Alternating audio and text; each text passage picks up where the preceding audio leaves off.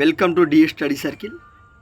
ఈరోజు వార్తలు వచ్చిన జాతీయ, అంతర్జాతీయ మరియు రాష్ట్రీయ అంశాల గురించి తెలుసుకుందాం.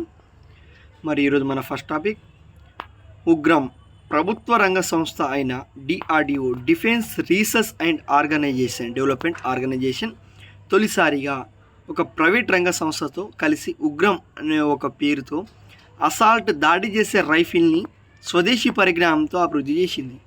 దీన్ని భారత సైనిక దళాలు మరియు పారామిలిటరీ, రాష్ట్ర పోలీసులు బలగాలు వినియోగించనున్నాయి. డిఆర్డిఓ విభాగమైన armament research and development establishment ARDE హైదరాబాద్కు చెందిన ప్రైవేట్ సంస్థ అయిన Dweepa armoured India private limited సంయుక్తంగా దీనికి రూపొందించున్నాయి. కాలం చెల్లించిన ఐఎన్ఎస్ఏఎస్ రైఫిల్ స్థానంలో వీటిని ఉపయోగించనున్నారు. అంటే ఈ డిఆర్డిఓ విభాగమైన armament research and development establishment మరియు హైదరాబాద్కు చెందిన ప్రైవేట్ సంస్థ అయిన Dweepa armoured India private limited సంయుక్తంగా ఉగ్రం అనే ఒక స్వదేశీ పరిజ్ఞానాన్ని అభివృద్ధి చేయనున్నారు. ఒక రైఫిల్ని అభివృద్ధి చేస్తున్నారు. నెక్స్ట్ పాయింట్, జపాన్ అంతరిక్ష సంస్థ JAXA, Japan aerospace exploration agency మరియు ఇస్రో సంయుక్తంగా చేపట్టనున్న చంద్రయాన్ని పోలిన మిషన్ LUPEX లూనార్ పోలార్ ఎక్స్ప్లోరేషన్ని తయారు చేస్తున్నారు. ఈ మిషన్లో భాగంగా చంద్రుడి ధ్రువ ప్రాంతాలను అన్వేషించనున్నారు.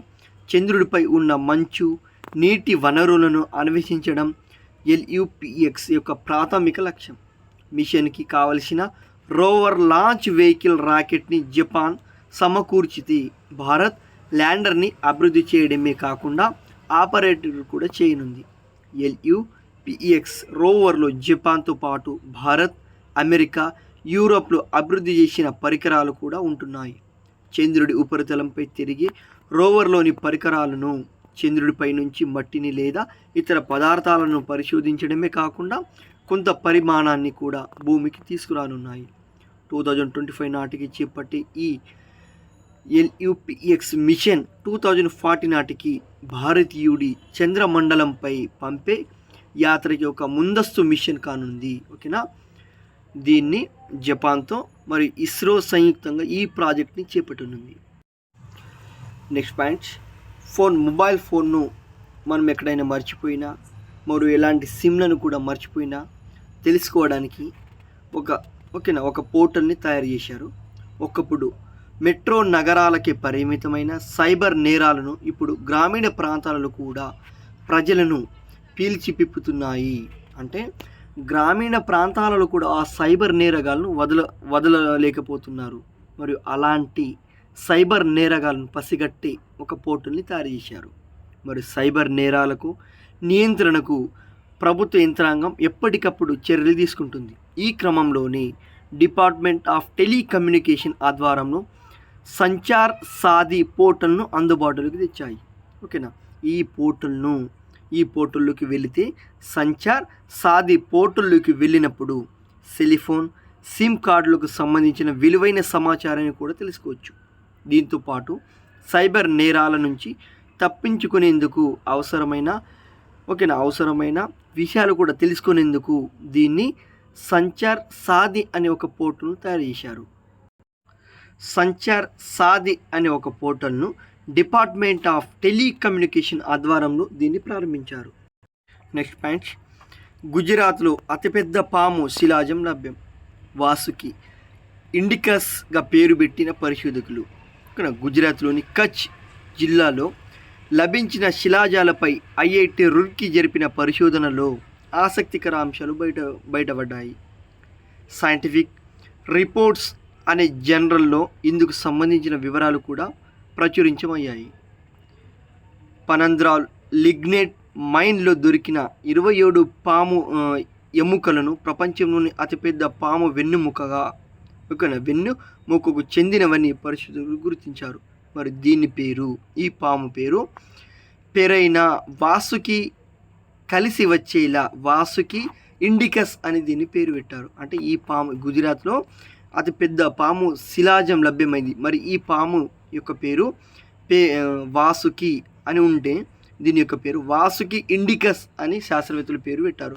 మరి ఐఐటి రూర్కీ శాస్త్రవేత్తలు దీని యొక్క పేరు వాసుకి ఇండికస్ అనే పేరుకు నామకరణం చేశారు. భారత్, ఆఫ్రికా, యూరోప్లో జీవించి అంతరించిపోయిన ఇలాంటి పామును ఇప్పుడు గుజరాత్లో కనిపెట్టారు.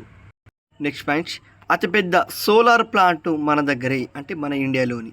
ప్రకృతి వనరులు, బొగ్గు, డీజిల్, గ్యాస్ వంటి వాటిపై కరెంట్ ఉత్పత్తి చేయడంతో మన దేశంలో ముందు వరుసలలో ఉందని ఒకప్పటి మాట. ఇప్పుడు ప్రపంచంలోనే అతిపెద్ద సోలార్ ప్లాంట్ను ఏర్పాటు చేయనున్నారు. ప్రపంచంలోని అతిపెద్ద సోలార్ ప్లాంట్ ఇప్పుడు మన దేశంలోని రాజస్థాన్లోని థార్ ఎడారిలో భాగమైన బట్లా అనే ఒక గ్రామంలో దీన్ని ఏర్పాటు చేయనున్నారు. ఇది సాధారణ ఉష్ణోగ్రత 48 డిగ్రీల వరకు కూడా ఉంటుంది. 15,000 ఎకరాల్లో రూపాయలు 10,000 కోట్లతో దీన్ని తయారు చేయనున్నారు. దీని యొక్క 1,000,000 సోలార్ ప్యానెల్ ఏర్పాటు చేశారు. ఈ ప్లాంట్ 2245 మెగావాట్ల విద్యుత్ ఉత్పత్తి చేయనుంది. దీంతో ప్రపంచంలోని సోలార్ పవర్ ఉత్పత్తి చేసే దేశాల జాబితాలో 4వ స్థానంలో ఇండియా నిలవనుంది. ఇది ఇక్కడ ప్రపంచంలోని అతిపెద్ద సోలార్ ప్లాంట్ను రాజస్థాన్లోని థార్ ఎడారిలో భాగమైన బట్లా అనే ఒక గ్రామంలో ఏర్పాటు చేయనున్నారు.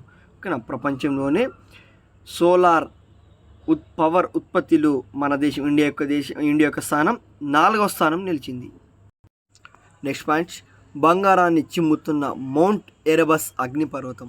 అంటార్కిటికాలోని మౌంట్ ఎరెబస్ అనే ఒక అగ్నిపర్వతం ప్రతిరోజు కొన్ని వాయువులను లావాతో కలిసి 80 గ్రాముల బంగారాన్ని కూడా చిమ్ముతున్నట్లు శాస్త్రవేత్తలు వెల్లడించారు.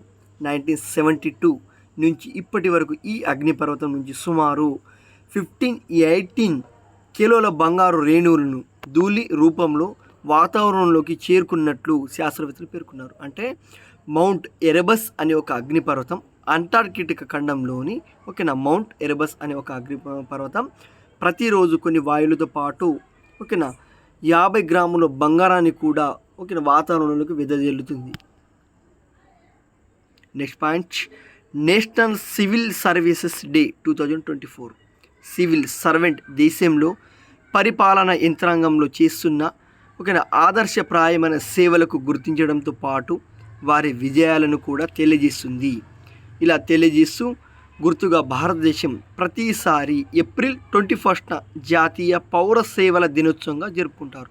అంటే నేషనల్ సివిల్ సర్వీసెస్ డే ఎప్పుడంటే ఏప్రిల్ 21న మనం జరుపుకుంటాం.